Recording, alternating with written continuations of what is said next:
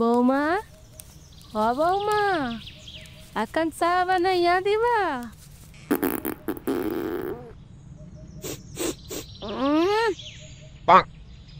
দাদু, এটা নিশ্চয়ই তোমার কাজ, তাই না?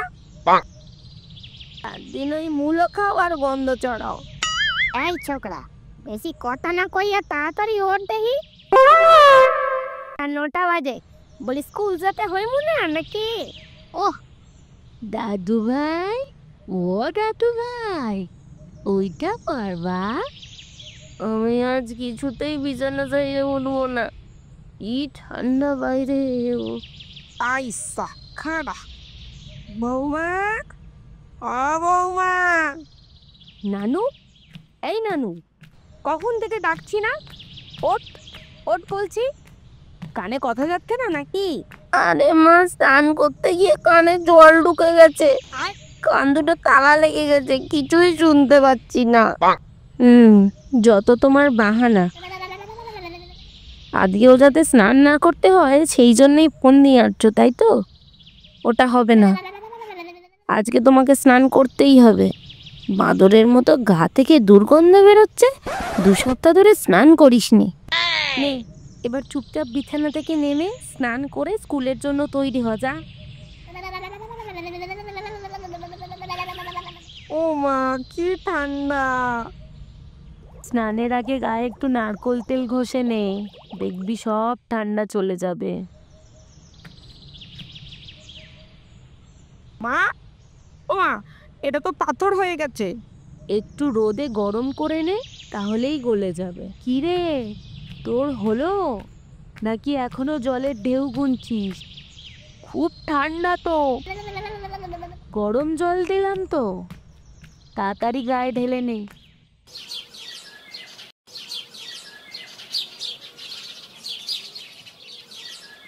মা, যাচ্ছি।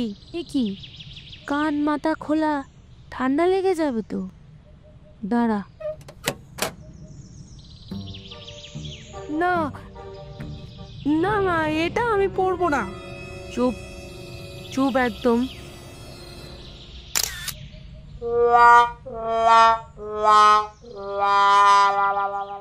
যাচ্ছি।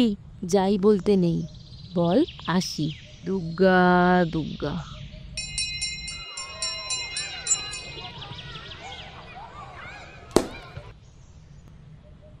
আমি যেন আর একটা আওয়াজ না পাই।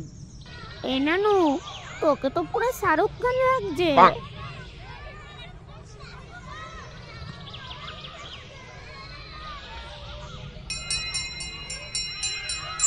নানু দাদা, তোমাকে কেমন বাঁদরের মতো লাগছে।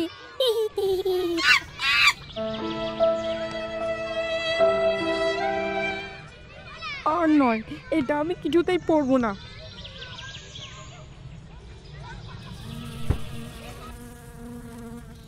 ফেলে তো দিলাম, কিন্তু মাকে কি বলবো?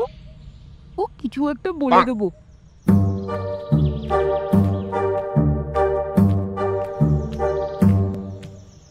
রে নানু, তোর টুপিটা কোথায়? মা, লাট্টু আমার টুপিটা আগের দিন নর্দমায় ফেলে দিয়েছে। তুমি চিন্তা করো না মা, আমার ঠান্ডা লাগবে না, আমি অন্য কিছু পরে নেব। বাবা, আমার ছেলেটা দেখতে দেখতে কত বড় হয়ে গেল। হ্যাঁ মা, তুমিই তো বলো বাজে খরচা করতে নেই। আরে বাবা, তোকে অত কষ্ট করতে হবে না, তোর জন্য তোর ঠাম্মু আগেই 2 জোড়া টুপি বুনে রেখেছে।